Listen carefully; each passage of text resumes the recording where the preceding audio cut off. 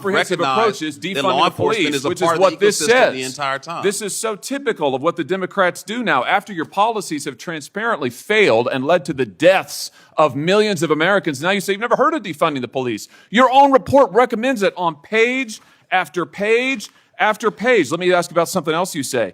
Here's what you say we ought to invest in. Instead of funding the police, here's what we ought to invest in. We need to invest in programs that acknowledge the need for safe space initiatives led by lesbian, gay, bisexual, two-spirit, trans, and gender nonconforming people. What's two-spirit?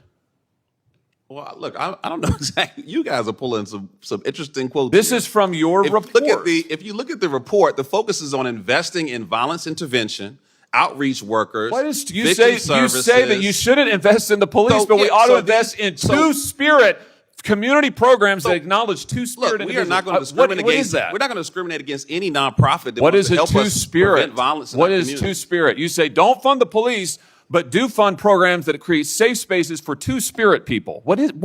I just want to know. I don't know what that is. I have no idea what that is. Well, I honestly, I'm not completely aware of the language or You the wrote spirit the of how that was report? written.